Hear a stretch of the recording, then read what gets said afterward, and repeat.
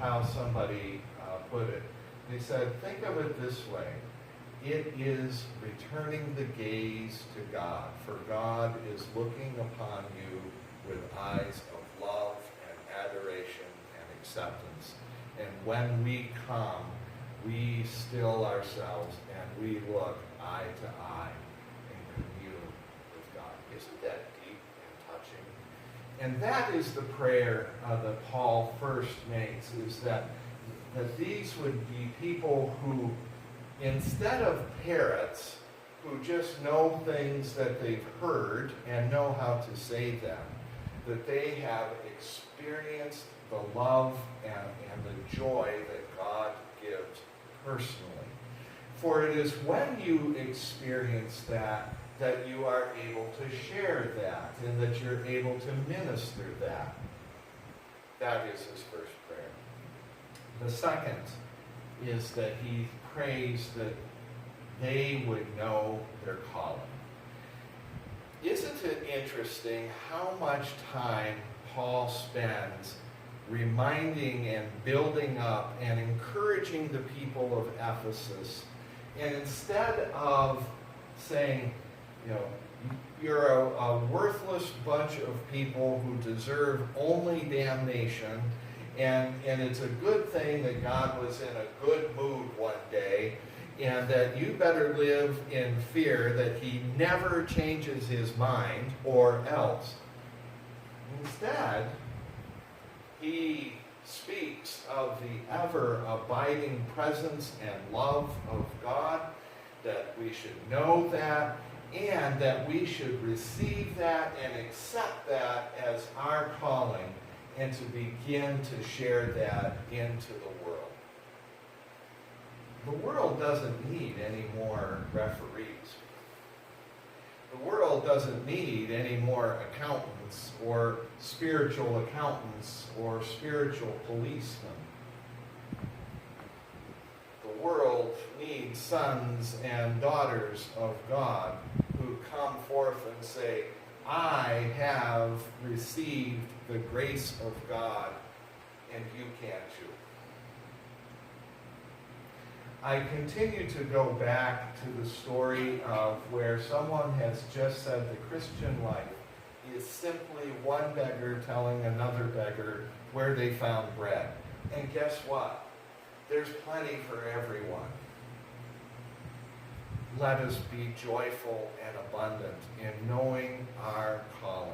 And our calling is whatever circle we find ourselves in. There are people who need to know that the everlasting love of God is upon them, and that they are being wooed and not being rejected.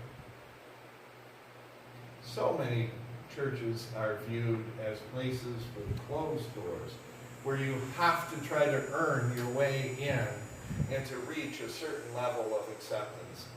Brothers and sisters, dear saints, elect of God, that is not the gospel.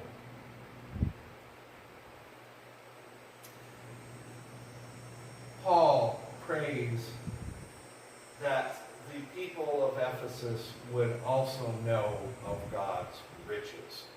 Now this is the tricky one, because at first blush, it's like we think that he's saying, pray that you know that God has a great big bank account and that you can take joy in that.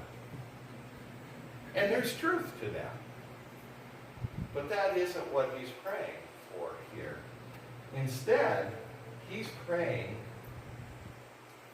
that we would not know our riches in God, but instead that we would know of God's riches and delight in us.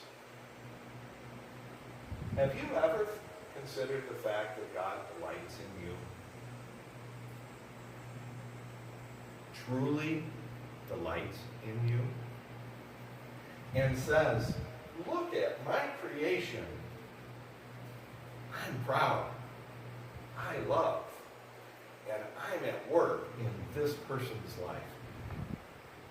What a profound, life-changing messy that is. I love this sentence. God deals with us not on the merits or basis of our past, but on our future.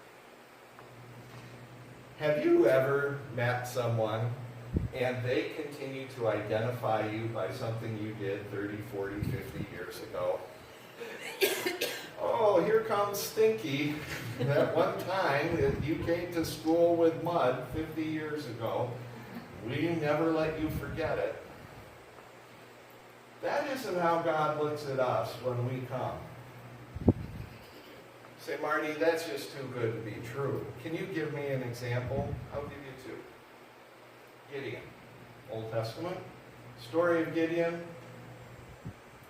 People of Israel are under oppression. Gideon is a very mild-mannered person. And God appears and goes, "Behold, a mighty man of valor, the deliverer of Israel." And Gideon is like, "Pardon me?"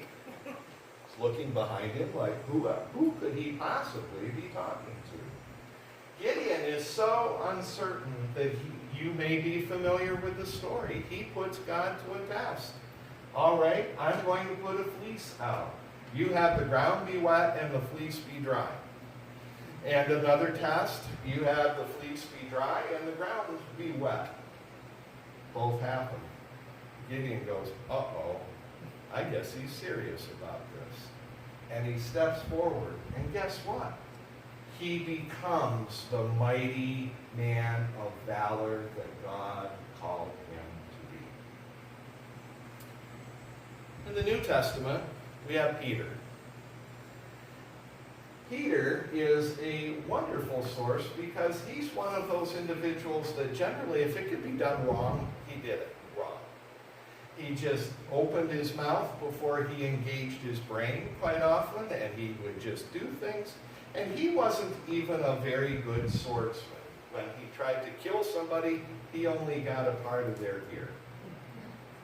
And yet, this person, in all of his weaknesses, became Peter the Rock and became a prominent missionary force for the founding church.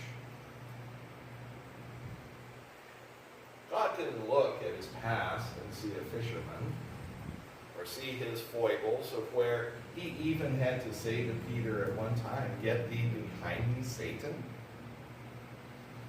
He looked ahead, saw his calling. You, brothers and sisters, are mightier than you can possibly imagine. Lastly, and along those lines, he prays that they would know of God's power. That power that goes forward.